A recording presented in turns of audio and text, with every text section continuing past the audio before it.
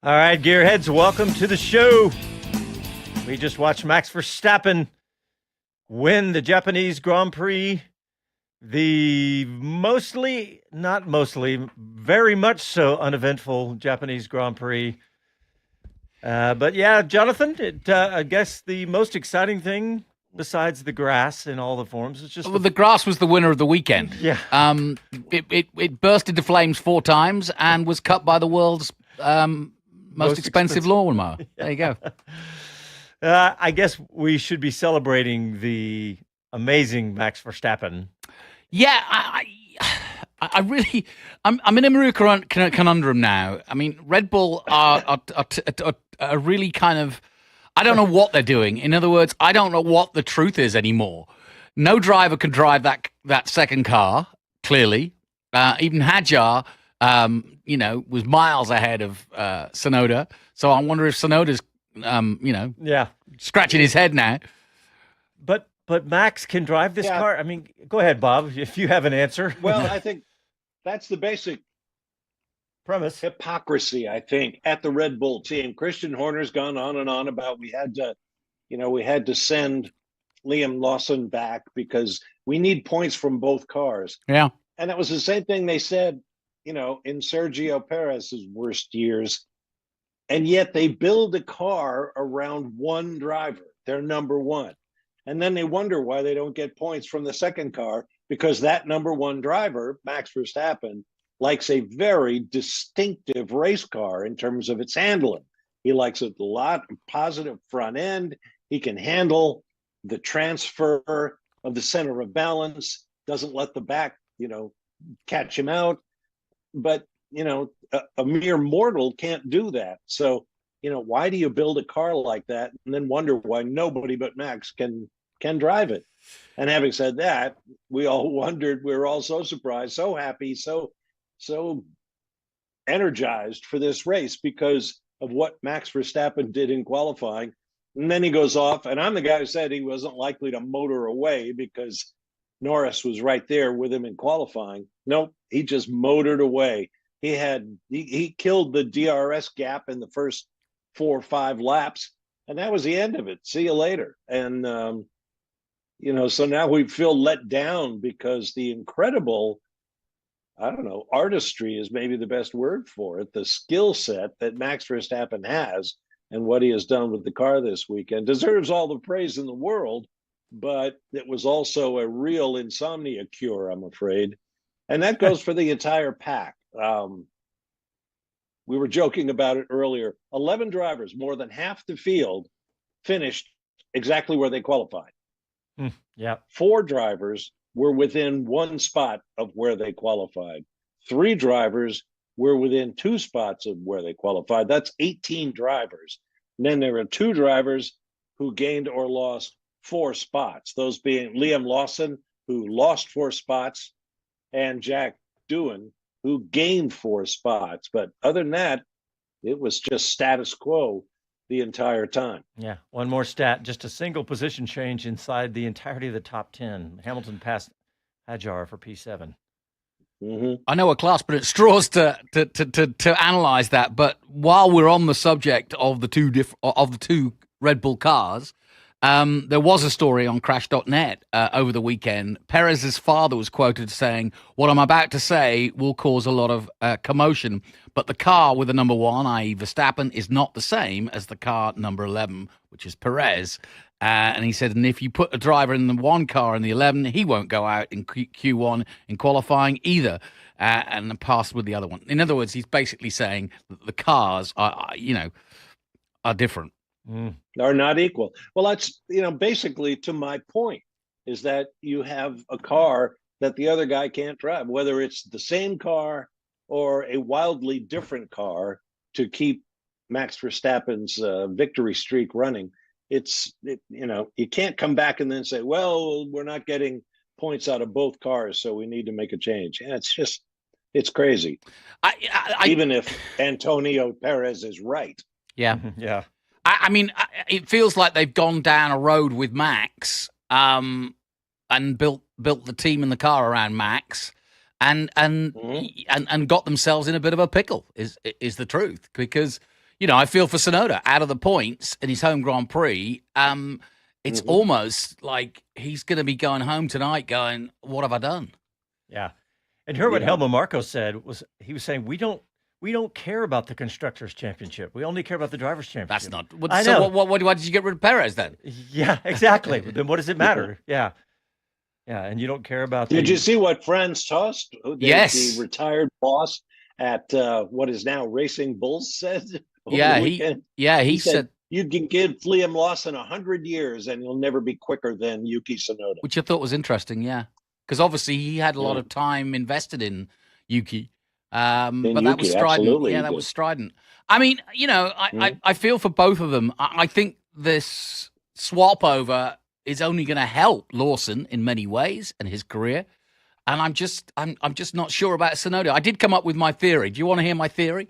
Was this the conspiracy theory you talked about? This is. How about this one, Bob? I'll throw it at Bob for theory's sake. So Max now takes Yuki under his wing, teaches him to drive the car, the one car, but teaches him to drive the way he is driving, and then the pair of them head with Honda into the sunset at Aston Martin. Okay, that's a good one. It makes you think, doesn't it? One. Well, yeah. Well, you saw the comments from Juan Pablo Montoya this past week that there's going to be an offer made to Verstappen by Aston Martin that he cannot refuse. All right. We've heard some, just gargantuan numbers in connection with that. That makes all the sense in the world from the relationship that Max Verstappen has had with Honda, and maybe we'll give the back of the hand to Alonso, whose relationship with Honda has not been good. Remember he called it a GP2 quality engine in his McLaren days. I mean, who knew? I like your theory. Well, and by the way, there's a little bit of truth to it. Watanabe, Kojai Watanabe, was the head of Honda Racing Corporation. Said, after this season, our focus is with our collaboration with Aston Martin. Honestly, I hope that there will be another opportunity for Honda to work with Max Verstappen. He added, sincerely hope so. I've spoken to him many times, and he's always been very positive with his attitude and mentality. There you go. Yeah, and let's not forget who's going to be designing the future Aston Martin cars. Well, again, Max has got no problem rejoining with Newey. And I honestly do feel that if Stroll, Lawrence, that is serious, I think, you've got to think about both the drivers. One's coming to the end of it. Looks as though, obviously, Alonso will stay along as a mentor. But, Stroll started last, finished last. I mean, it's just not impressive. I mean, that this whole story behind the Aston Martin thing just isn't coming through on track. Now, I know Newey's just got there and he hasn't had a chance to pore over, the designs for 26. But, something there needs a shake-up for sure. I'm just watching Helmut Marko being interviewed. That'd be interesting to see. Yeah, I saw that. It's like, can we just pull that speaker over here and put it on here? Well, that's another guy who made some remarkable comments in the last week. Helmut Marko said that Adrian Newey didn't want Tsunoda to be promoted to the big team because of a crash he had years ago. It seems tentative, doesn't it? Yeah, at the British Grand Prix. Christian Horner, of course, came out, poo-pooed it, said, no, Adrian has had no input whatsoever into who drives our cars. But, none of this makes I like sense. your conspiracy theory. You kind of tie it all up in a neat little bow. Yeah, there you go. Newey, well, I mean, the other part of Japanese driver, great driver. Did you read the same story I read that the Honda paid somewhere in the region of 10 million just to put Yuki in the car as part of this weekend? I didn't see that, but I wouldn't be a bit surprised. Yeah. Yeah, why not? None of this makes sense. Well, let me bring it around. Everything's going to make sense now. Driver of the day is... Oh, that doesn't make any sense. Antonelli. Yuki Tsunoda. No, Yuki Tsunoda, yeah. Yeah. That doesn't make any sense. He failed miserably. I know. That's the same as the last hang on a minute. He made one overtake on Lawson at the start when Lawson made a mistake. That's it. Yeah. I said Did Antonelli keep the fast lap? I Yes, know he there's did. no point involved, but he was. Yes, More I think he kudos did. to him. He also led a race for the first time. And became the kudos to Kimi. youngest ever race leader. Yeah, Younger by than a day, I think Verstappen. someone said. I don't know, but Yeah. but I'm guessing it was Verstappen. But of course, he started at Toro Rosso, so that's why because he was only 17. So I guess he didn't lead in his first year.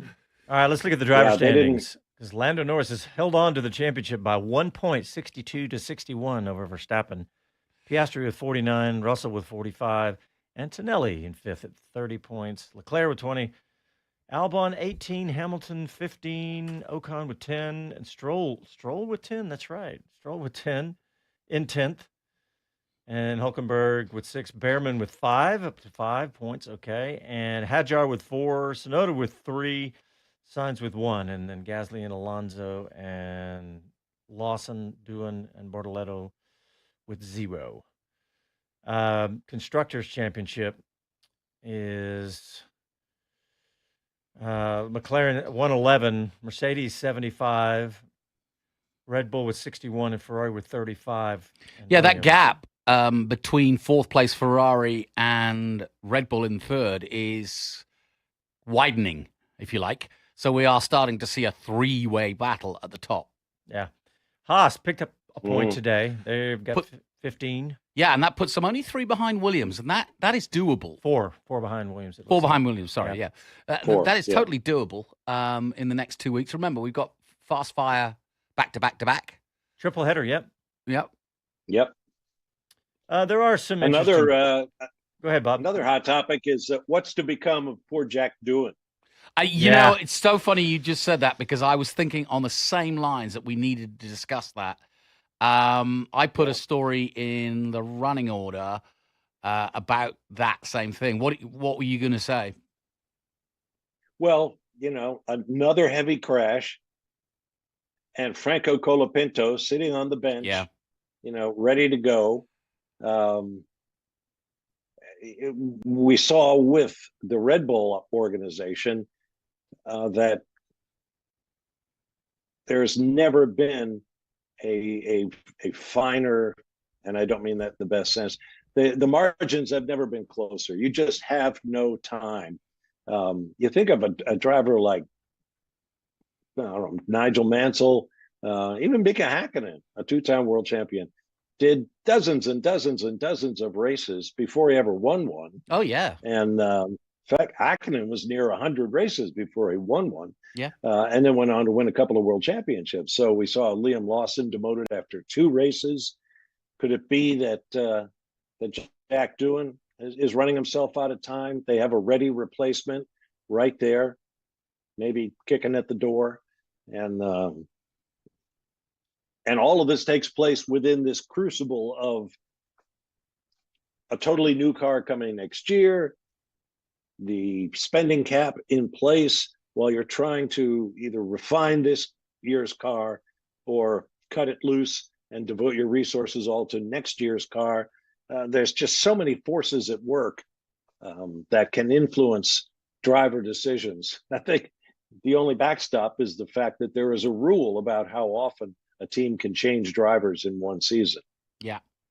On that subject, I pulled out a story on GrandPrix.com, which basically it quotes Ollie Oakes saying it was a misjudgment by Doohan to make that to leave the DRS open. Yeah.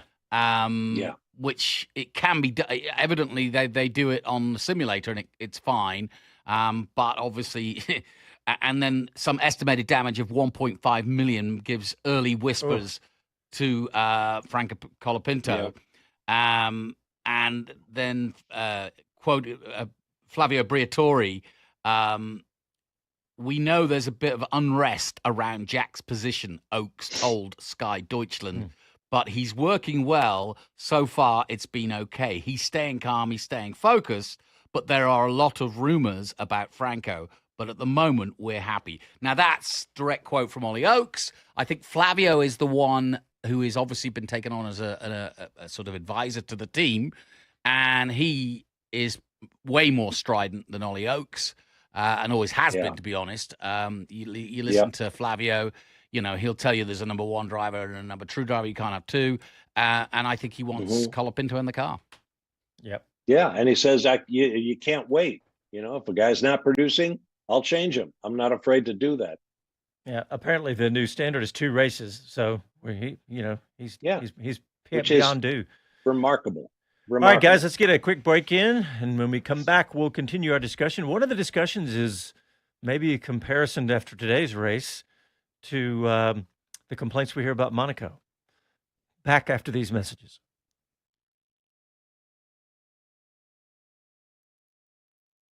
Bob's dancing. Bob is literally dancing in his home studio at, what is it there, Bob? 3:15 in the morning. And this is delirium. Yeah, it's yes, 3:15. Exactly.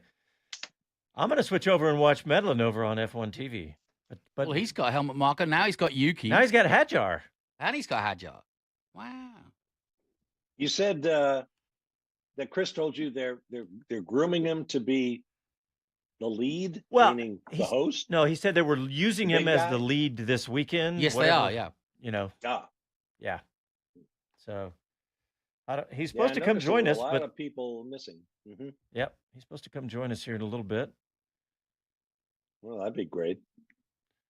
Yeah, get their take. But let's see what's happening on the YouTube. Anybody still awake? Yeah, here we go. Andy P's going. He's typing away to himself. Oh, wait, that's the bottom here. Kevin Kelly's there. Kevin says, yep, dull race was fading fast. Had to keep drinking.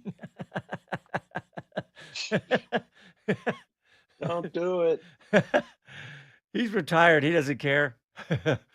He can sleep all day tomorrow. True, I guess. Doesn't have to perform. Let's see. Andy P. Tip of the cap to Max there. I said if he could make the hards last 30 laps, he'd deserve it, and he did. So fair play to him on this one. TW says Lando's stop time was a second faster than Max. Yeah, 3.3 to 2.3. TW, I saw that. Yeah.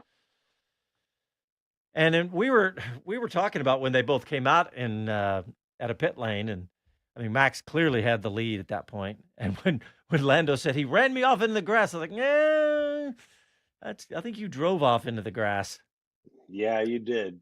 Hey, TW says, who predicted this podium? All right, we're coming back.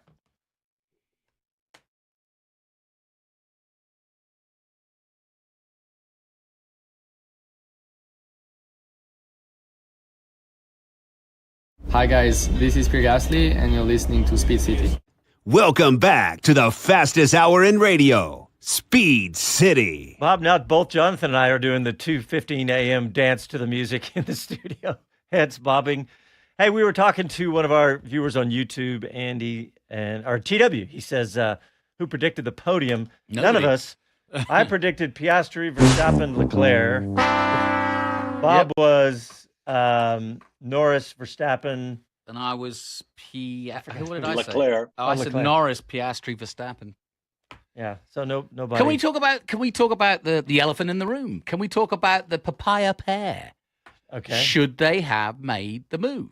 Now, that may be the real story of this, right? Yeah, I mean, I listened in on the radios because you can do that on F1 Pro, and just for the last 3 laps, I went on. I kind of flipped between Piastri and Norris, and there was no talk of it, but the radio was completely quiet, wasn't it? Yeah, but they don't have to put all the radio out there, right? And there was But Piastri sort of was asked about it at the end of the race, and he just goes, well, he basically put it back to qualifying. If you qualify better, you get more of a... I guess that the sort of unwritten rule is whoever qualifies out of the pair of them better gets the better treatment or gets the choice. Yeah. But it was obvious to choose strategy. Yeah, but Piastri was half a second. It was at 0.4 at one point. And I said to you at the time... It got lower than that. It got... Yeah.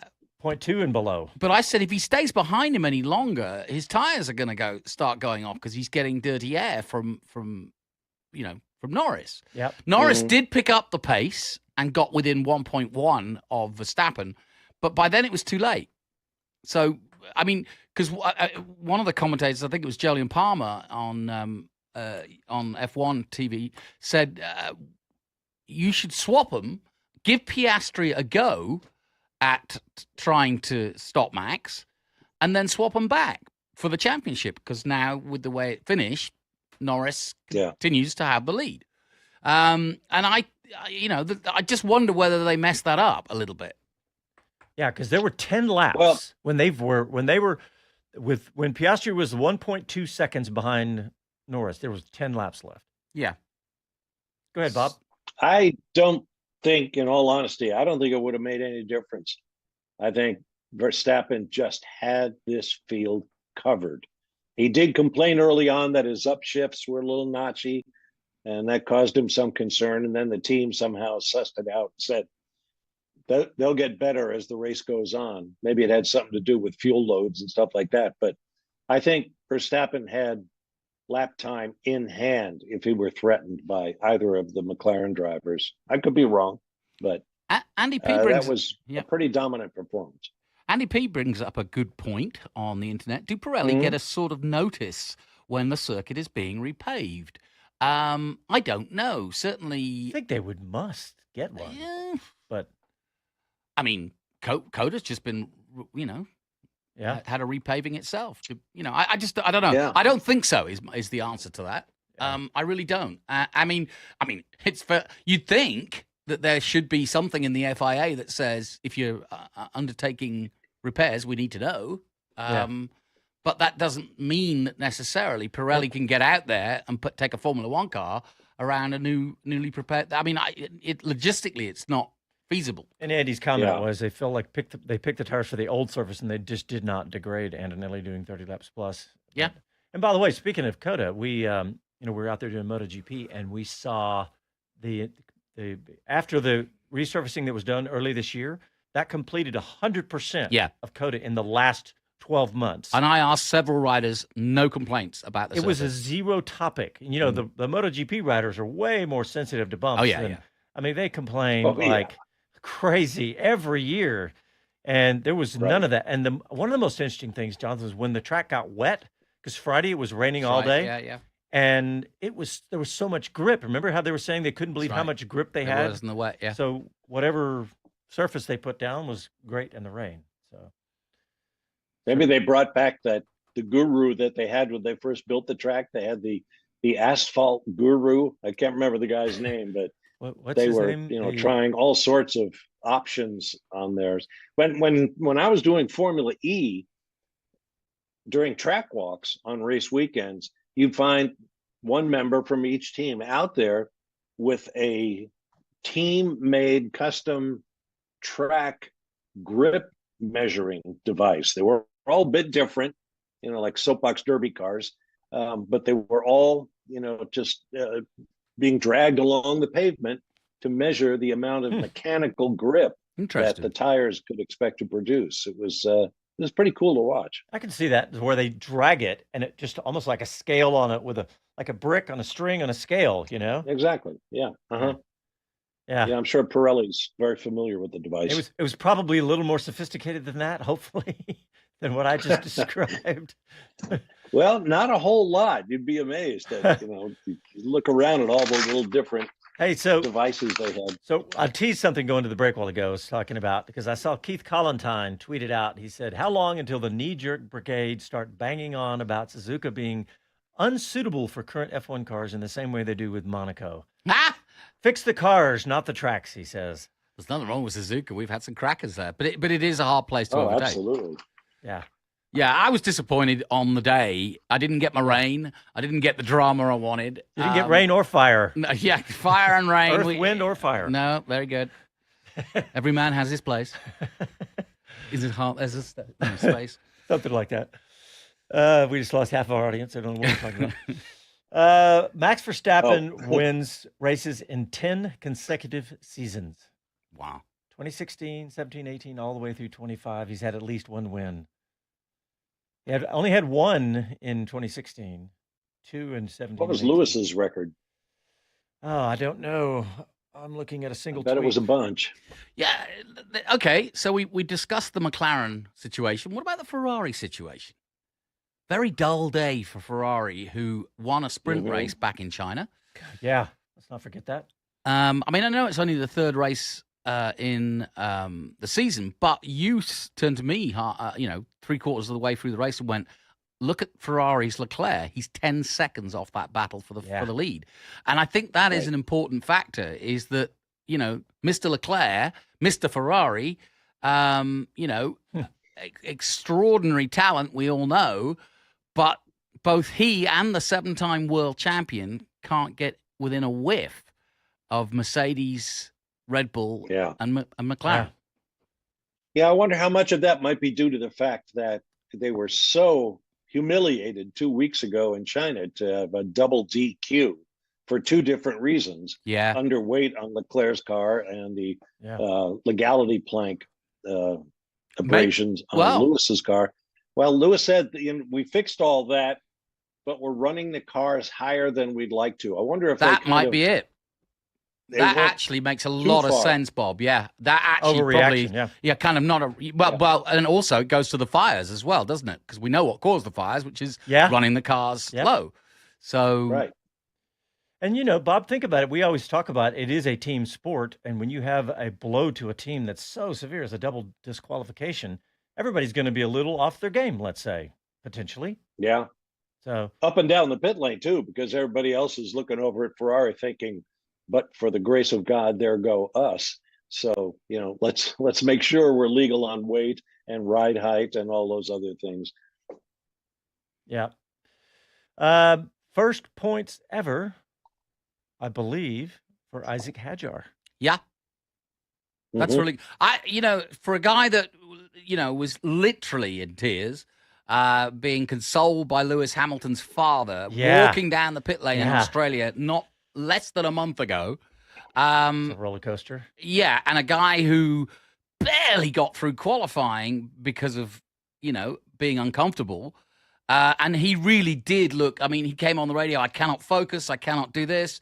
And even Jack Villeneuve picked up on it and said, look, don't get on the radio saying stuff like that. But I felt like he had to, but it didn't put him off his game, and he got through qualifying brilliantly.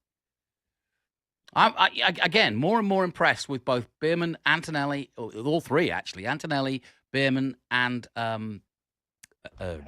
Hadjar. It's late. Yeah, Beerman was. We just saw him on F1 TV. He's really impressive, isn't he? Yeah. I mean, all of these guys. I'm thinking about Antonelli too. Antonelli just really impressive on track. Well, and Ollie just said, I'm really looking forward to Jeddah, which is coming up in 2 weeks' time, because, of course, that's where he jumped in for science and got 7th place for Ferrari. Right. Yeah, that was last year. That's right. Yeah. That was the and one he and still only... looks like he's 12 years old. He still does, yeah. And that picture of him and his sister, she looks like she's 8 years old. It's like, how old is she? I'm assuming she's 10 or 11 or something. I don't know, since he's 18. It's pretty amazing that, in this day and age, you've got guys racing in the Formula One World Championship who could be home going to the prom about now. No kidding. Yeah, no kidding. We were not none of us on this broadcast were as successful at 18. I was a complete doofus at 18. At anything. Yeah, exactly. All right, well, let's go ahead and get a break in. That's a break in the mental thought process there. Let's take a break, and we'll be back after these messages. All right, we're live on YouTube. What do you guys got? What do y'all want to talk about? Is anybody still awake? Well, yeah, it really is dumbfounding. I mean, we were laughing because they showed the highlights, and the only highlights was them coming out the pit lane. We were watching F1 TV, and they said Piastri said it. Not highlights, the highlight. Yeah, they said it. It was like that was the whole highlight of the race. And they were analyzing it. I was like, oh my gosh, right? That's desperation. Oh. Yeah, the steward shut that one down pretty quickly. He just looked at it and said, nope, no further. Yeah, they did. I thought it might. It took me a few times watching it, but once I'd watched it a few times. Yeah. Max didn't do anything wrong. Yeah. I mean, Yeah, the pit exit was the scene of a lot of interesting events, shall we say, this weekend. In practice and qualifying, at least half a dozen drivers were cited by the stewards for not following the race director's instructions about using that one little space for practice starts, but they were also using it to jump the queue of cars that were trying to get on track during practice because time was so limited. Verstappen did it. A whole bunch of guys would just shoot down the slow lane, get to that place, wait for a couple of cars to go, and then jump into the queue like a highway on-ramp. And I guess the race director took umbrage at that, and rightly so. If the rule was, you can't use that to cut the queue getting onto the track, then that's the rule. yeah. I was just reading all right, here we go. Come back.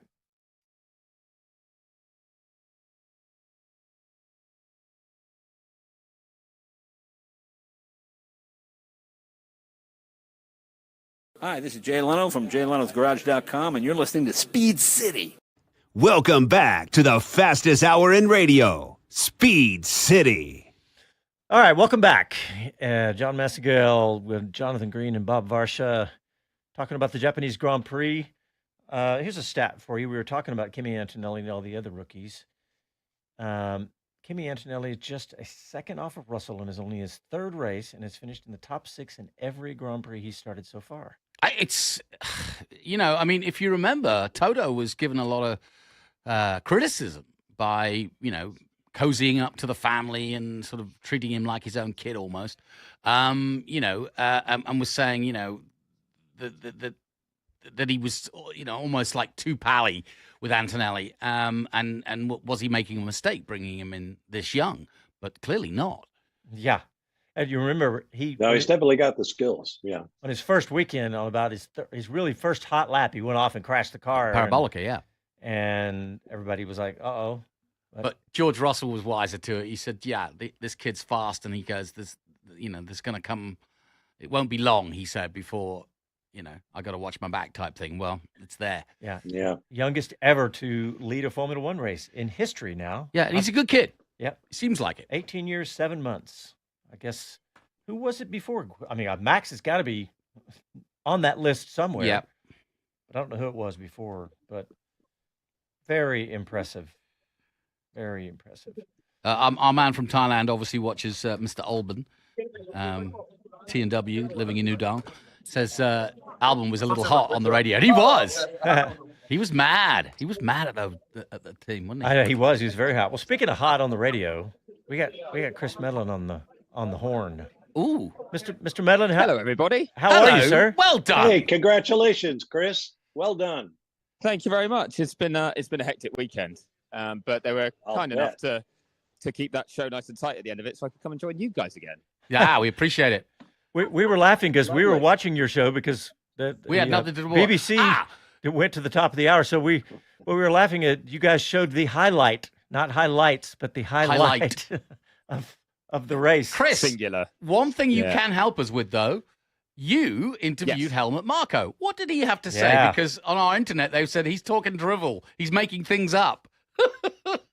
So he, I believe, because we only get to hear parts of it while there's lots of talkback going on, but I believe he said the race was 50 laps and that Max pushed for 50 laps and made the difference that long.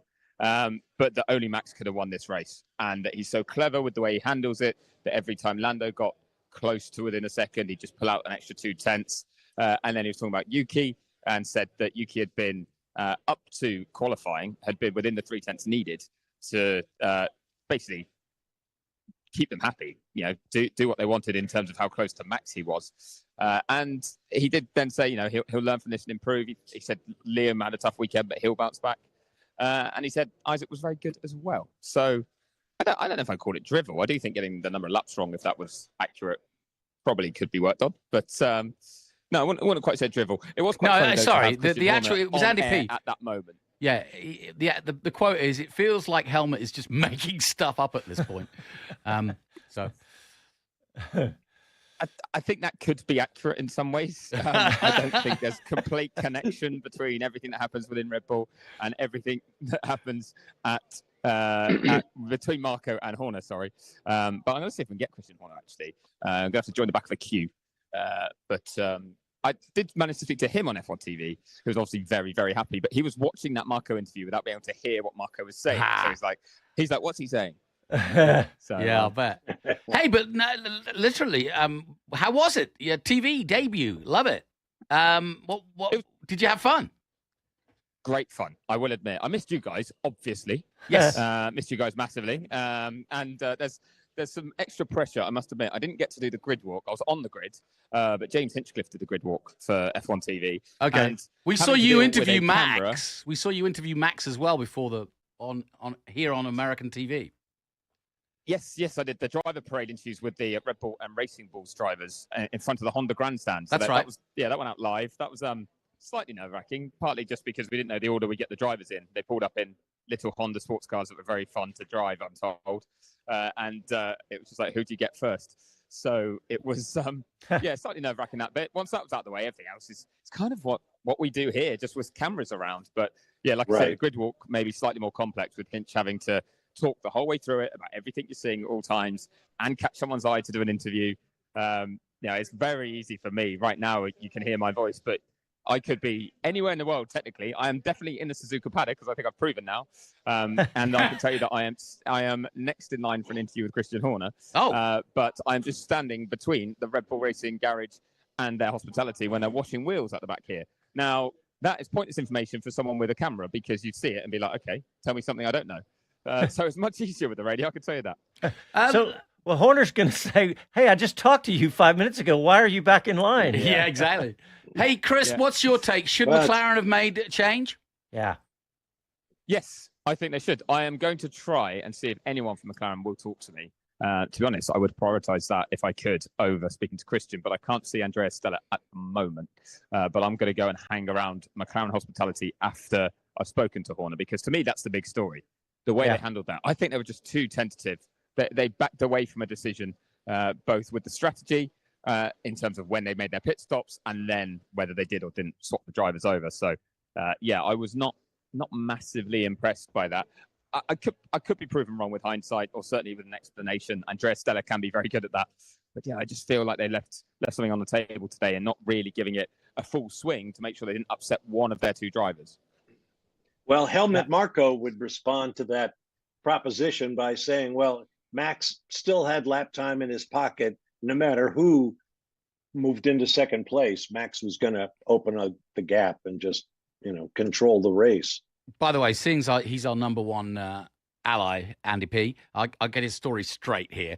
He was talking about Helmut's comments about Tsunoda not being in the seat because of Adrian Newey. That's what he was referring to, because we mentioned that. Yes. Oh yeah, and that is dribble. Yeah, a good point well made. Good point well made. Because, thank you. It's official. It's Adrian had long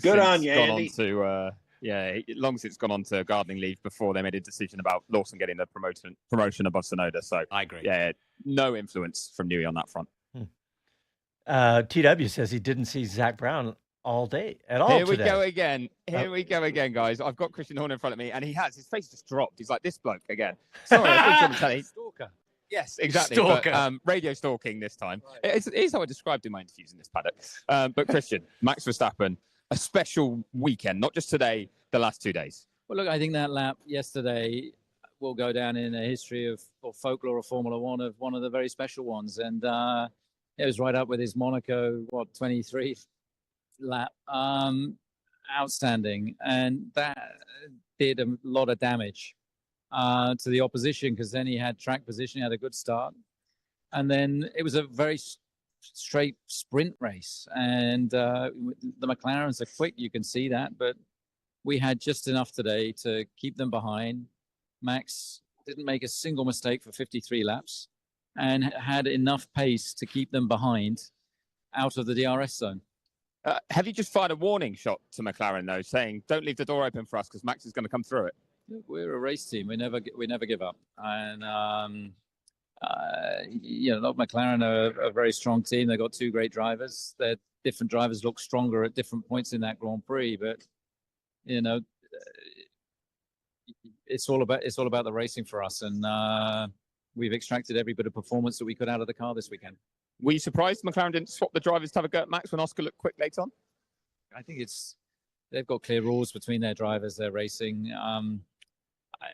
You swap them, then what do? You swap them back. It's I can't comment on their own internal issues. Sadly, you didn't have that problem today based on where Yuki ended up. But what did you see from him in his first race weekend with Red Bull? I thought that actually, he settled in over the practice sessions.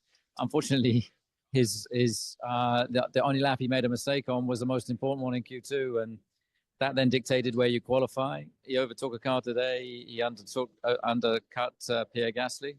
And I thought he drove. he's then looking at the back of Fernando Alonso's rear wing the rest of the race at a track that really nobody overtook at. So, big, learning curve for him. But I think he's acquitted himself well. I think he's earning the respect of the engineering team as well. And were you keeping an eye on the racing balls, partly for how Liam got on, obviously, but with Isaac too? Well, Isaac, unbelievable.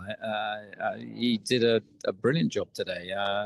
For a rookie, I think he really, shone out, stood out with a very competitive race. So, congratulations to him. And I think for Liam to be finding his confidence again, I think, again, he'll have taken quite a bit out of that race. So when does Isaac take over the seat? Forget it. Thank you very much for your time. That was brilliant. Getting cheeky, cocky. Mr. I'm glad he laughed at that. That could have gone terribly. He did laugh, did he? True. Yeah. Yeah, he did. He laughed and said, forget it.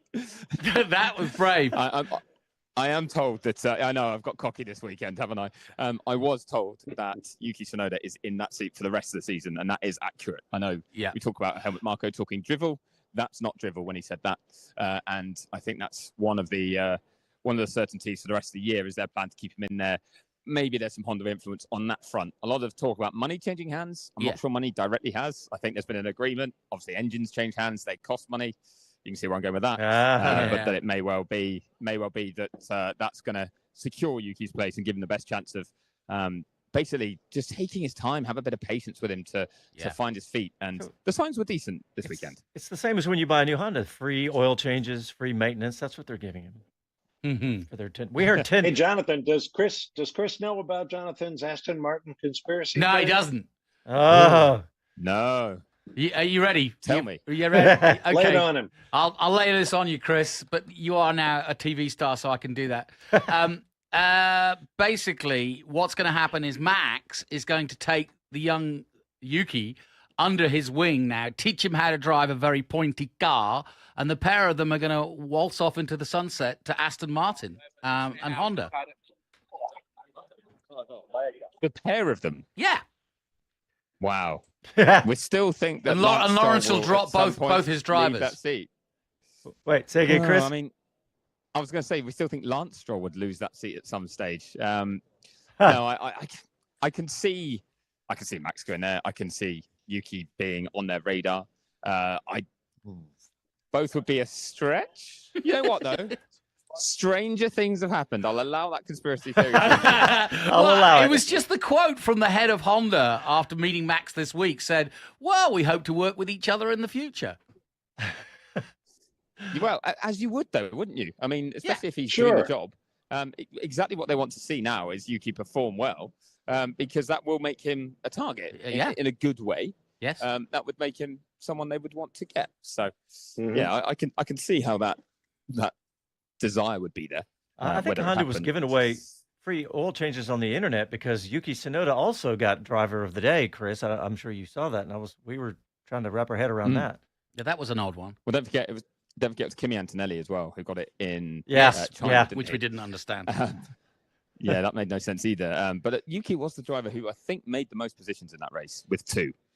So maybe people are going, well, it was the most excitement we got was from, or the biggest gain in an almost impossible one to go forward 2 positions. But I don't see anything, I think. And obviously the fact that it is his home race, so maybe more of Japan were tuning in. Who knows? Actually, Jack Doohan went from 19th to 15th, so he picked up 4. Oh, fair play, fair play. Oh yeah, he stuck on the soft tires, didn't he, at the start, and had a go, and then was pretty strong defensively. To be fair, yeah, we had no retirements, no massive dramas in the race itself. After such a crazy weekend prior to that, fires and all sorts, it was one of those where the way it could have played out was that could have caused chaos, I guess. But it doesn't look like it has.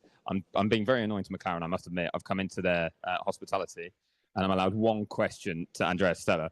So I'm going to make it a harsh one, I'm afraid, because it's just one, Andrea, but I will be quick. Did you let the win get away by not trying something more dramatically different than Red Bull today? Short answer is I don't think so. Elaborated answer is I think the opportunities to try something different could have been the pit stop timing at the start. It doesn't come without risk when you stop early. You are at risk of safety car. You stop your car in the mix of many other cars that you have to overtake. So not obvious from that point of view. Also, after Russell stopped, we needed to stop Oscar, not to lose the position with Oscar. So it's not as simple as it may look, especially once the race has unfolded. You've seen there was no safety car. It may look like, you could have attempted something here. But when you are live, you need to consider some other risk that may play a factor. Another opportunity that I've been asked a couple of times was whether we should have swapped the cars. I think we need to be a bit careful with looking at things at just face value, superficially, because to overtake a car in Suzuka, it takes like 7-8 tenths advantage. I think not Lando nor Oscar had this kind of advantage. And Lando himself, he was doing a little bit of an elastic band, trying to get in max slipstream, but then as soon as you get under 1 second, it's just like you lose so much performance. So there's a few factors today. Low tire degradation, so there was not much difference coming from the tire, and the slipstream effect, the dirty air effect, keeps being a determinant factor. I think this season we have seen this several times, like even in China with Hamilton. Once he was in the lead, he was doing pretty much whatever he wanted. So the lead is important. I think this race has been lost mainly yesterday in qualifying. Well, I must admit, I criticised slightly the team for maybe being passive today, but you've been very active there, answering about 4 or 5 questions I had in mind in one go. So thank you so much. No problem. Thank you. Good stuff. Very good stuff. Love that guy. Yeah, good guy. He's such a good talker, isn't he? Yeah, he really is. He's his so command impressive. of English, heavy accent, but his command of English vocabulary is terrific. Hey guys, let's get a quick break in, and we'll be back right after these messages. All right, we're still live on YouTube.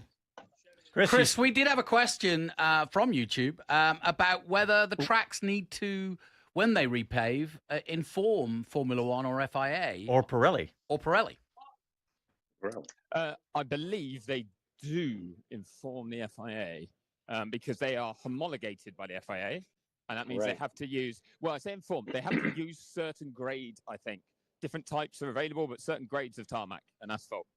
I will see, I'm going back to the other end of the paddock now. I'll see if there's anyone from the FIA that I can get between now and the end of the show, just to confirm that. But I'm pretty sure, basically, they've got standards they must meet. So if they do repave, it has to be done with a certain type of asphalt or tarmac. And teams will come out early, or Pirelli will, to check things like that, because then they pit their tyre compounds. Yeah. Hey, Chris, while you're walking down there, tell us what Ollie Behrman said on your show, on the F1 TV show. He said he was bored. He did, didn't he? Yes. Not by us, but by the race. It was a boring race. Yeah. He was. So James Hinchcliffe is a huge Ollie Behrman fan. So every lap he did in qualifying, whenever he crossed the line and got through to the next part of qualifying, Hinch was punching the air and being like, yes. So then when we were waiting to go on air after qualifying, Ollie walked by and he started chanting his name. He was his proper own little hype man. So I think Ollie likes coming on to chat to Hinch. But yeah, he said he just settled into 10th place, realised early that he wasn't going to get past anyone in front, but he wasn't getting caught from behind, and kind of said to the team, let's not do anything silly. This is where our car pace is. This is where we are. Let's just bring that home. So do you think the mayor of Hinchtown will give him a parade when he comes stateside? Yeah, absolutely. Key to the city? As you should. Yeah. How tall is Ollie Behrman? He's ridiculous. Made you guys all look short. Yeah, well, we are pretty short, but drivers make us look taller normally. By the way, another compliment. Nice one we're coming back on the engagement.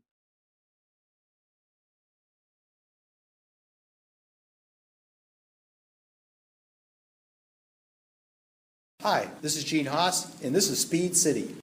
Welcome back to the fastest hour in radio, Speed City. Jonathan, Gene Haas is happy. Yes, he is. He got a point. Got a point, and he's within what, 4? Did we decide of Williams? 4 points from Williams. So we've got these we've got this triple header. We could see Haas up to 5th place if they keep playing their cards right. Yeah. Chris, give us your eyes and ears. Well, I've got Haas as my eyes, but I can't see any team members right now, other than the head of communications, Stuart Morrison, who gets a shout out for helping me get that Ao Komatsu interview pre-show. But as much as we point out that point that Gene will be happy with, as he will be, didn't Alex Albon get 2? Was Albon not 9th? So technically, Williams pull away by a single point. Yes. Not a lot, and admittedly, again, that's Haas getting a good result and stopping Williams pulling too far away. Yeah. But also doing that at back-to-back race weekends, I think, is very impressive given where they were in Melbourne. Yeah, no kidding. So the floor is this magic thing, is it? They've solved it with the floor. It's solved might not be the full story. Right. As Komatsu explained pre-race, it was a step in the right direction, but they need more iterations and more sophisticated development to really get it where they want it. But yes, it's definitely an improvement, and they've addressed the big issue they had in Melbourne. And if they'd have come here with a Melbourne car, he thinks they'd have been absolutely nowhere in that first sector. Yeah. Hey, Chris, we did play the first half of the Graham Loudon interview that you did, and we saved the part about the driver discussion. And so if you're not chasing anybody, we may save the last 5 minutes of the show coming up here in a second for that, because his discussion about the drivers, I thought, was pretty interesting. Yeah, I'd like to hear that. So what's going on around you? Yeah, go for it. I'm at Haas. I was trying to hover in case AO was around again. I know it's hearing from similar people, but as we say, there wasn't a lot of movement in that race. So the people you targeted pre-race were also the ones you wanted afterwards. Yeah. So I would say, there's no sign of him right now. I reckon we could. It's quite tasty as well, talking future drivers, isn't it? Yeah. I think people get excited by driver lineups. So yeah, why not? It's so true. It's so true. So, all right. Well, yeah, Chris Medland caught up with Graham Loudon earlier, and we played the first half. Just explain who he is. Yeah, sorry, Graham Loudon, who is the team principal of the Cadillac Formula One team coming into the Formula One grid next year. And Chris caught up with him earlier, and we played the first half of that. You can catch the entire thing. We'll put it on YouTube, but or you can go to our pre-show and hear the first half. But here is the second half of that interview. I know one topic that fans will be screaming at me to ask you about, and it's drivers, because it's always making the headlines. Yeah. Have you been able to get active, at least in the driver market, now that you have your confirmation of the entry? Yeah, but that was the key thing that was missing. I think it was a big disadvantage that we weren't able to participate in the last round of the driver market effectively, because it wasn't fair for us to do so when we didn't have a confirmed entry. We could meet with drivers and talk to them, but without the entry confirmation, it's you can't really play in that marketplace, and so that was a big disadvantage. So we're now out of sync with a lot of the teams, because a lot of teams concluded arrangements then that span the introduction of new regulations in 26. But the upside is there's a bunch of extremely good drivers out there who are all hungry to be either in F1 or back in F1, and so there's no shortage of potential applicants, and needless to say, since the entries confirmed, my phone's been sort of reasonably busy.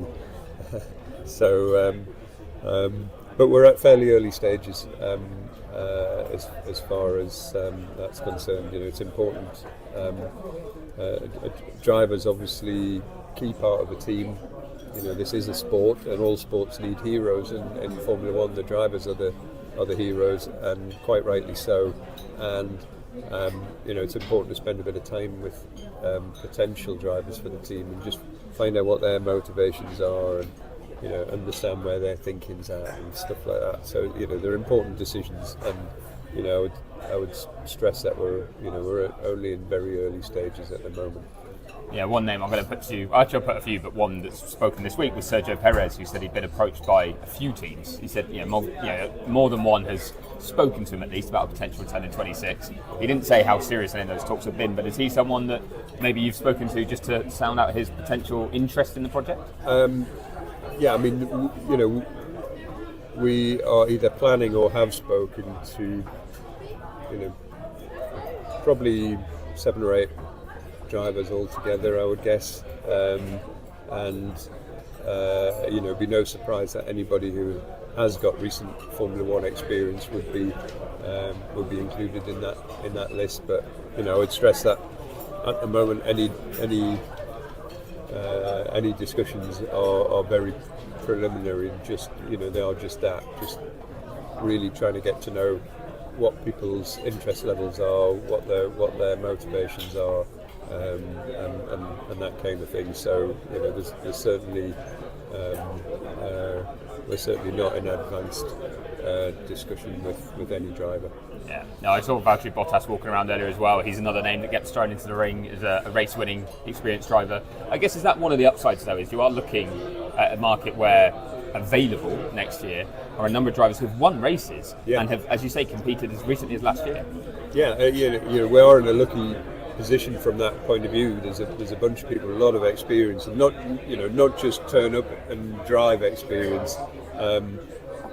People who've been at championship winning teams or race winning or whatever, but also people who are younger who've got experience as well, so that's another angle, and also promising drivers who haven't yet had Grand Prix experience but they have proven themselves in junior formula and junior categories as well. So we're in a, considering we were not able to be active in that last driver market, we're actually we're in a reasonably good position at the moment in terms of putting together a driver lineup for 26. And we've said a number of times the driver lineup will be selection will be on merit,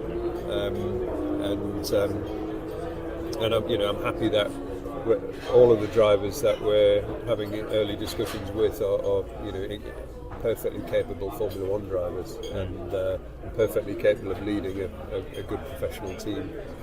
And I know there's been a lot of interest as well in an American driver potentially being part of that lineup, but I guess you've got a wide range of great talents there. As you said, young drivers, you've got like Jack Crawford coming up in F2, but then you've also got the likes of Colton Herta in IndyCar as well, winning races. Yeah, exactly. You've got Colton, who's obviously started the IndyCar season now, unlucky in the first race, I would say, drove very well and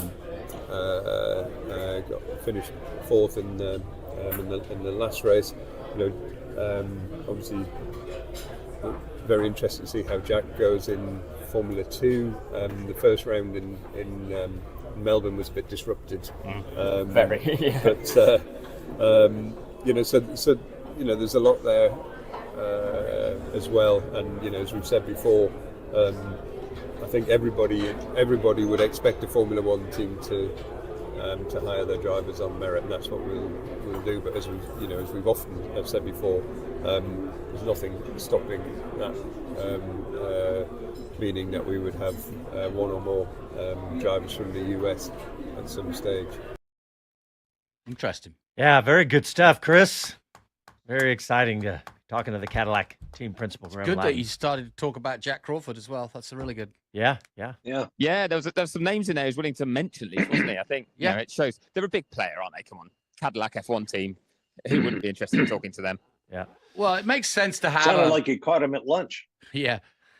Yeah, I did. Literally, in the FIA hospitality unit, it was lunchtime, and we use little lapel mics to make sure that it was a little bit better. But I tell you, it was so loud in there. Not only that, the wind was ripping the roof off because this was earlier in the weekend. So as it starts to rain here in the paddock, just, as everyone's backing down, lovely time. Really?